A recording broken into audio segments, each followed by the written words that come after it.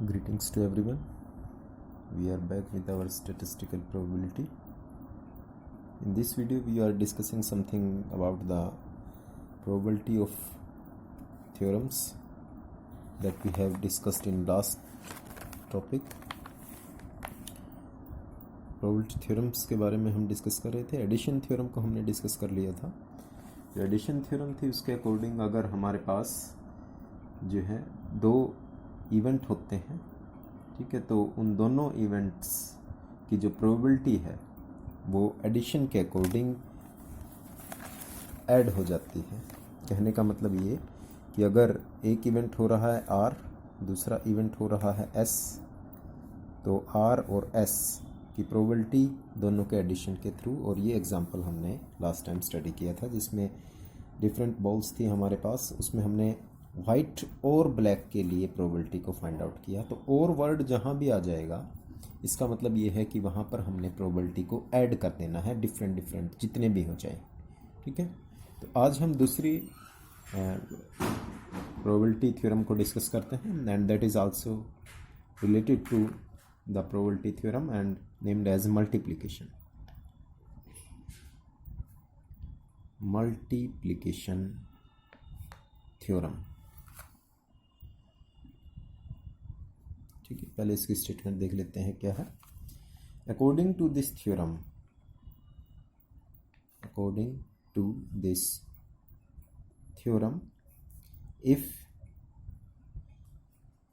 The probabilities of occurrence of two independent events,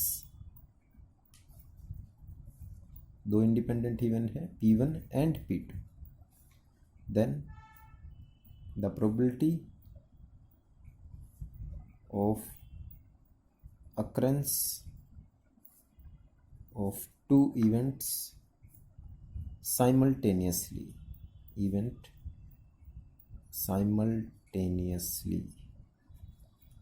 is given by P1 and P2 product के साथ. ठीक है, इसका मतलब क्या हो गया कि अगर हमारे पास दो इवेंट हैं, एक इवेंट है P1, दूसरा इवेंट है P2, और दोनों इंडिपेंडेंट हैं, एक दूसरे पर डिपेंड नहीं है. एक हो रहा है, दूसरा भी हो रहा है. ठीक है, कोई लिंक नहीं है आपस में दोनों का, और हम ये चाहते हैं कि दोनों साइमल्टेनियसली इवेंट अकर हों.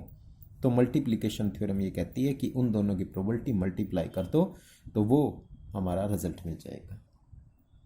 ठीक है, एक एग्जांपल लेते हैं. जैसे एक बैग है, उसके अंदर 8 वाइट बॉल,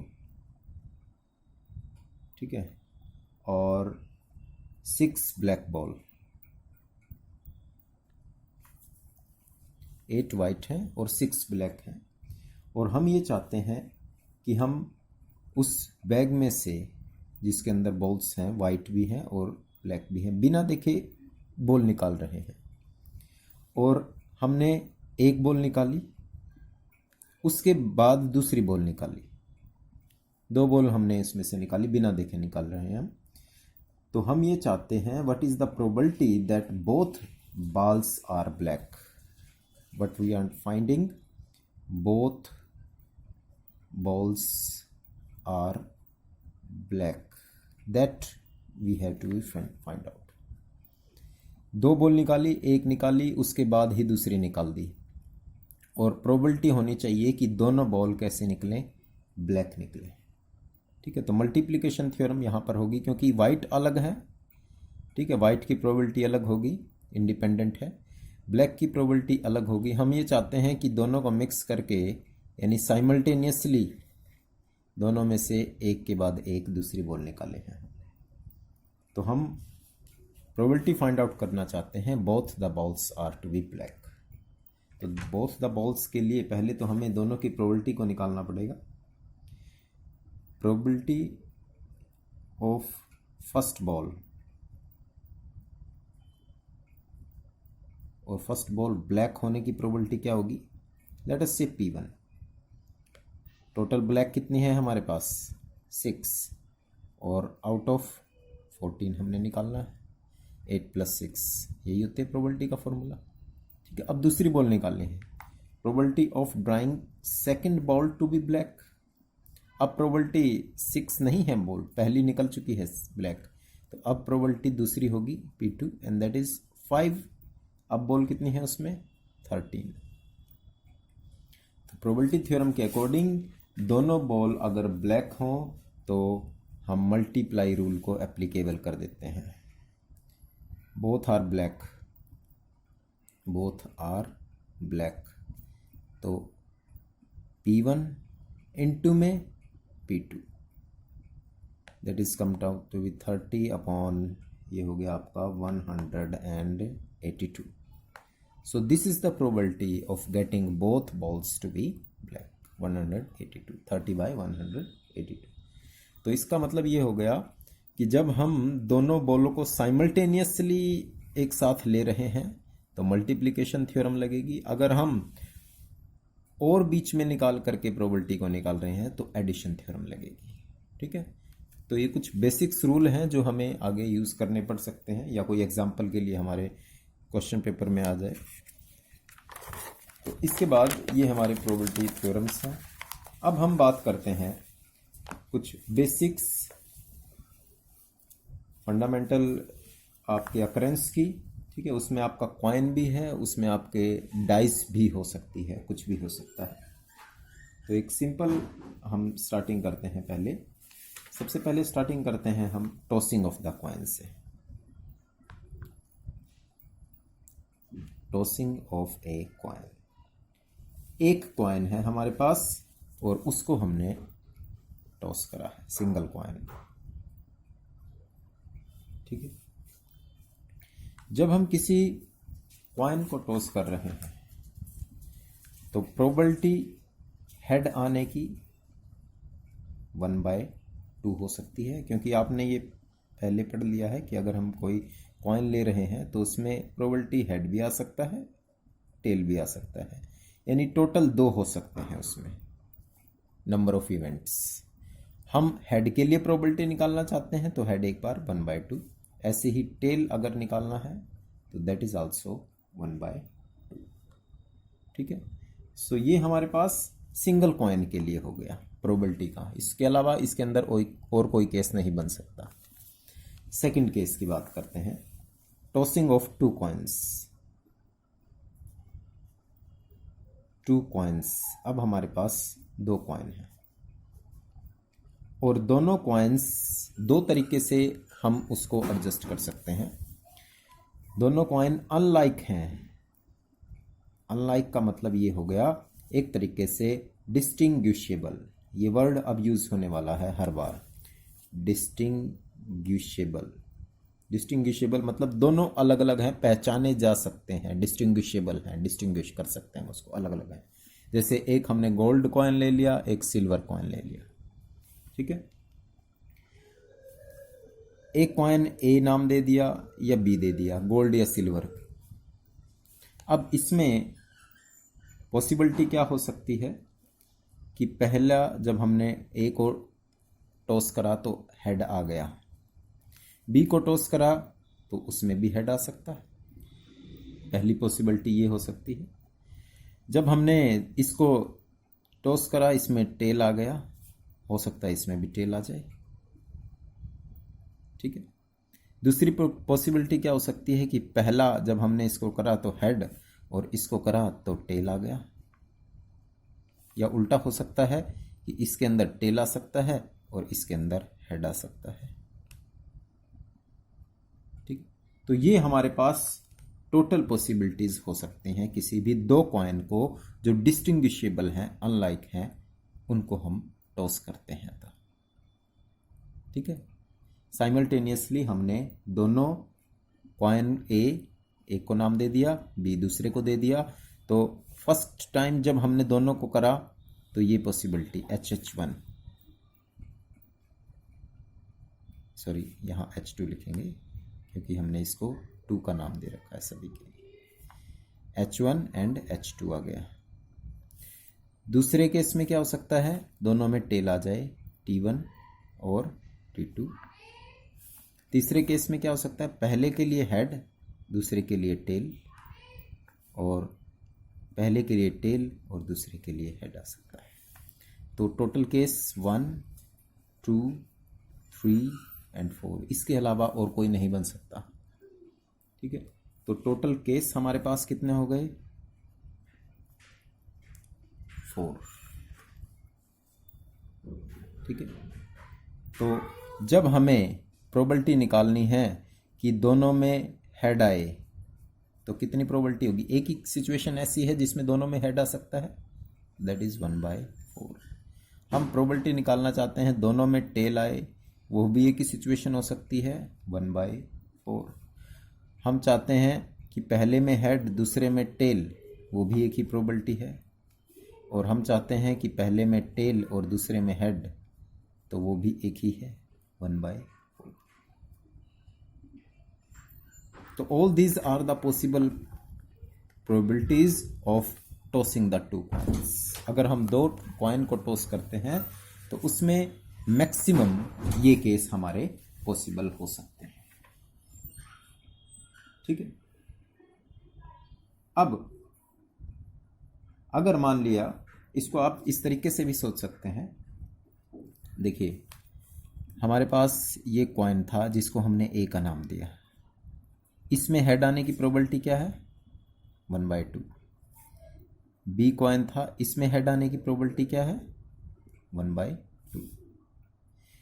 दोनों इंडिपेंडेंट हैं, दोनों इंडिपेंडेंट हैं, और जब दोनों इंडिपेंडेंट हैं तो हम चाहते हैं कि दोनों साइमल्टेनियसली हो गए, दोनों साइमल्टेनियसली हो गए, और साइमल्टेनियसली होने के लिए प्रोबेबिलिटी की मल्टीप्लिकेशन थ्योरम का यूज करना है। तो P H1 H2 1/2 मल्टीप्लाई 1/2 कितना आ गया, 1/4, and that is the same result. ठीक है, ऐसे ही टेल आने की प्रोबेबिलिटी इसमें कितनी है, 1/2। इसमें टेल आने की प्रोबेबिलिटी कितनी है, 1/2। तो हम चाहते हैं एक साथ टेल आए, तो 1/2 1/2 that is 1/4, that is the second case, probability की मल्टीप्लिकेशन थ्योरम। ठीक है, अब सिचुएशन है पहले में हेड, इसमें हेड आने की प्रोबेबिलिटी कितनी है, 1/2। इसमें टेल आने की प्रोबेबिलिटी कितनी है, 1/2। तो P H1 T2 1/2 इंटू 1/2 1/4। दोनों इवेंट अपने आप में इंडिपेंडेंट हैं। ठीक है, यहां मैं इसको इस तरीके से दिखा रहा हूं कि ये आपको मल्टीप्लिकेशन थ्योरम का भी प्रूफ हो गया एक तरीके से। ठीक है, या आप इस तरीके से भी इसको फाइंड आउट कर सकते हैं। तो टोटल जितने भी केस हमारे पास आ रहे हैं, ठीक है, उसमें हमारे पास रिजल्ट सेम मिल रहा है जो हमने इस तरीके से, इस फॉर्मूले से फाइंड आउट करा है। या हम इसको यूं लिखेंगे, अब total probability this is equal to P1 multiply P2 multiply P3 and so on Pn, जितने भी मल्टीप्लिकेशन हमारे हो सकते हैं। अब सिर्फ यहाँ पर तो दो ही हो रहे हैं ना, तो दो के लिए हम रूल को यूज़ कर रहे हैं, सिर्फ दो को मल्टीप्लाई कर रहे हैं हर बार। अगर यहाँ दो से ज़्यादा होते, 3 होते, 4 होते, 5 होते, 6 होते, जितने भी होते, तो मल्टीप्लिकेशन रूल हर एक के लिए एप्लीकेबल हो जाता है, यानी total probability multiplication of first, second, third and last one. ठीक है, अब ये तो बात हुई कि कॉइन हमारे पास डिस्टिंग्विशेबल थे, यानी अनलाइक, अलग अलग, बिल्कुल देखने में अलग अलग थे। गोल्ड और सिल्वर की हम बात कर रहे हैं। अब हमने कॉइन को एक जैसा बना देना है, और कॉइन जब एक जैसा होगा तो इसका मतलब ये हो गया कि दोनों कॉइन दिखने में सेम है। ठीक है, केस सेकंड, कंडीशन वही है टू कॉइन्स की, व्हेन टू कॉइन्स, और कंडीशन इनडिस्टिंग्विशेबल, इनडिस्टिंग्विशेबल, या इसको लाइक एक तरीके से एक जैसे, when two coins are tossed। दो कॉइन है एक जैसे, अब उनको टॉस करना है तो उसके लिए क्या सिचुएशंस बन सकती हैं हमारे लिए। ठीक है, अब देखो दोनों कॉइन एक जैसे हैं, दोनों कॉइन एक जैसे हैं तो हेड भी एक जैसा ही रहेगा दोनों में, और हमने दोनों को टॉस करा। अब इसमें से ए कौन सा है बी कौन सा है नहीं पहचान सकते, हमने दोनों को टॉस कर दिया है और हो गया कि दोनों में हेड आ गया। एक पॉसिबिलिटी ये हो सकती है। दूसरा क्या हो सकता है, पहले में हेड आ गया दूसरे में टेल आ गया। अब मैं H1 H2 नहीं लिख रहा हूं because both the coins are same, ये ध्यान रखना है। यहां पर मैंने अलग अलग इसको रिप्रेजेंट किया था। तीसरी सिचुएशन, पहले में टेल दूसरे में हेड, और चौथी सिचुएशन दोनों में टेल। इसके अलावा और कोई नहीं बन सकता।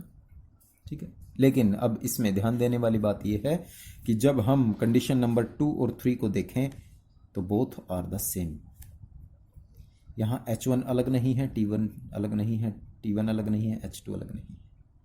तो एक में हेड आ रहा है दूसरे में टेल आ रहा है, एक में हेड आ रहा है दूसरे में टेल आ रहा है, तो both are the same conditions. और जब कंडीशंस यहाँ पर सेम हो जाएंगी तो हम इसको इस तरीके से यहाँ लिख रहे हैं। जब हमने कॉइन को टॉस किया तो हेड हेड आ गया। ठीक है, number of events, tail head आ गया या हेड टेल आ गया या टेल टेल आ गया, ये पॉसिबिलिटी हो सकती है हमारी। और जब ये पॉसिबिलिटी हो रही है हमारी कि टोटल केस हमारे 4 बन रहे हैं इसमें, और जब टोटल केस 4 बन रहे हैं लेकिन उनमें दोनों में एक जैसे भी केसेस हैं हमारे पास, और जब एक जैसे भी केसेस हमारे पास हैं तो हमें उसको उसी तरीके से देखना पड़ेगा अब। ठीक है, तो देखते हैं क्या करना है अब इसमें। H H T H H T and double T, इसको हम इस तरीके से लिख सकते हैं।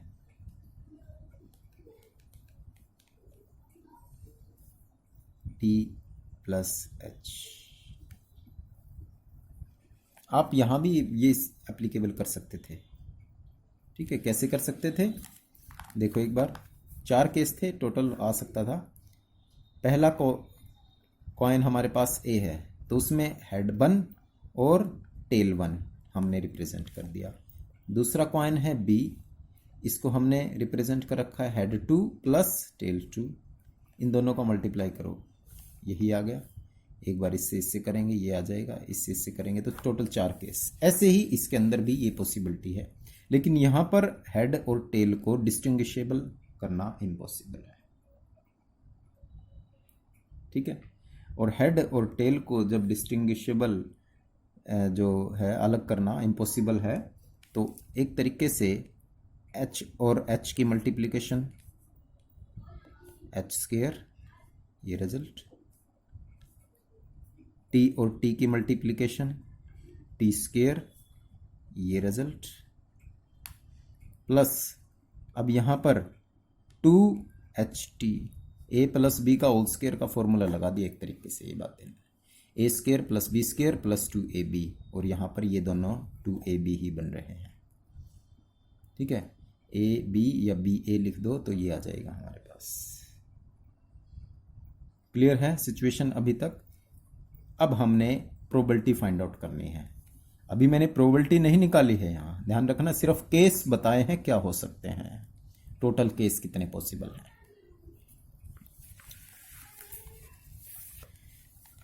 प्रोबेबिलिटी ऑफ गेटिंग दोनों में हेड या दोनों में टेल। ठीक है, और वर्ड बीच में आ रहा है एक तरीके से। ठीक है, प्रोबेबिलिटी ऑफ गेटिंग या तो दोनों में हेड आ जाए या दोनों में टेल, क्या हो सकता है 1 टाइम ऐसा पॉसिबल है, और 4 टोटल केस हमारे पास है। ठीक है, 1/4 आ गया। अब दूसरी प्रोबेबिलिटी ऑफ गेटिंग, एक में हेड एक में टेल। ठीक है, या टेल और हेड, इनडिस्टिंग्विशेबल हैं दोनों, और ये दोनों कितनी बार हो सकते हैं? यहाँ 2 बार ऐसी सिचुएशन आती है हमारे पास। टोटल केस कितने हैं? 4। तो यहाँ पर प्रोबेबिलिटी कितनी हो गई? 1/2। अब देखो ध्यान से, इस केस में हमारे पास हेड टेल की प्रोबेबिलिटी 1/4, टेल हेड की प्रोबेबिलिटी 1/4, लेकिन यहाँ पर हेड टेल हो या टेल हेड हो, प्रोबेबिलिटी कितनी है? 1/2 रहेगी। ये ध्यान में रखना है आप लोगों ने। अगर केस इनडिस्टिंग्विशेबल का है तो सिचुएशन बदलती चली जानी है। क्लियर? चलिए अब 2 से 3 की तरफ चलते हैं। Tossing of 3 coins. इसके लिए भी पहले डिस्टिंग्विशेबल A, B और C अलग अलग हैं। गोल्ड, सिल्वर और आयरन 3 अलग अलग कॉइन हमने ले लिए, तीनों को टॉस करा। ठीक है, जब तीनों को हम टॉस कर रहे हैं तो पहला केस हो सकता है कि A में भी हेड आ जाए, B में भी हेड आ जाए और C में भी हेड। अब तीनों अलग अलग हैं यहाँ, तो H1, H2 एंड H3। दूसरी सिचुएशन क्या हो सकती है? तीनों में टेल आ जाए, T1, T2 और T3। जैसे जैसे कॉइन्स बढ़ते जा रहे हैं, कॉम्प्लिकेशंस बढ़ती चली जाएंगी, तो बी कंसंट्रेटेड। थर्ड, पहले में हेड, दूसरे में हेड, तीसरे में टेल। ठीक है। फोर्थ, पहले में हेड, दूसरे में टेल और तीसरे में हेड। ठीक है। फिफ्थ, पहले में टेल, दूसरे में हेड, तीसरे में हेड। 6, पहले में हेड, दूसरे में टेल, तीसरे में भी टेल। 7, पहले में टेल, हेड और फिर टेल।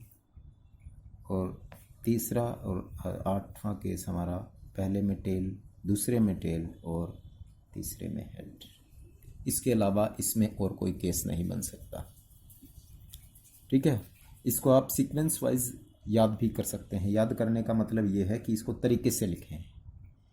पहले तो वो केस लिख दिए जो दोनों में हेड और टेल पॉसिबल हो सकते हैं, ये तीनों में, H1, H2, H3, T1, T2, T3। ठीक है। फिर क्या करें कि टेल को एक तरफ से ले लें, पीछे से टेल ले लिया, पहले दोनों में क्या रखा? हेड। फिर टेल को शिफ्ट करा, दूसरे में आ गया ये टेल, और फिर टेल किस में आ गया? पहले में आ गया। बात खत्म। ठीक है। पहले अब की बार हमने टेल को पीछे से शुरू करा, फिर दूसरे में आया, फिर पहले में आया। फिर टेल की कंडीशन रह गई कि 2 में आ जाए, लास्ट वाले में भी आ जाए और सेकंड लास्ट में पहला एज इट इज। ये कंडीशन हो गई। ठीक है। फिर इसकी रिवर्स कर दो, यानी इसकी जगह हेड, इसकी जगह हेड, इसकी जगह टेल। ठीक है। और तीसरी कंडीशन क्या हो गई कि ये T1, ये T2 और ये H3। टोटल 8 केस बन गए। आपको कंफ्यूज होने की ज़रूरत नहीं है, जब आप लिखोगे समझ में आ जाएगा। टोटल हमारे पास 8 केस ऐसे हो सकते हैं। अब इसको कैसे लिखना है देखो। एक A था हमारे पास, इसमें पॉसिबल है H1 आ जाए और T1, और वर्ड जहाँ भी आएगा प्लस हो जाएगी। B, H2 और T2। C, H3 और T3। अब इनको मल्टीप्लाई कर दो, यही चीज़ मिलेगी तुम्हें। H1, H2, H3।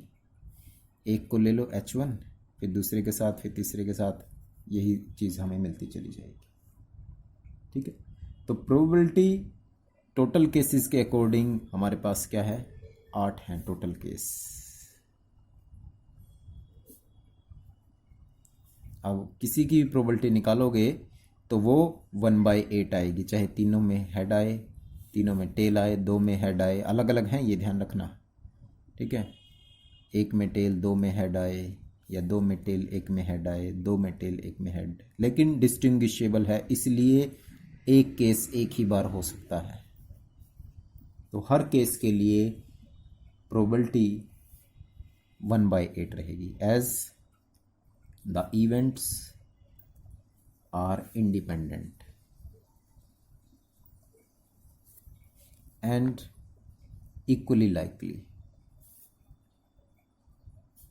Therefore, probability of each event is 1/8. ठीक है, ये तो बात हुई कि जब तीनों अलग अलग हैं तो। लेकिन अगर डिस्टिंग्विशेबल केस नहीं हो तो, when the coins are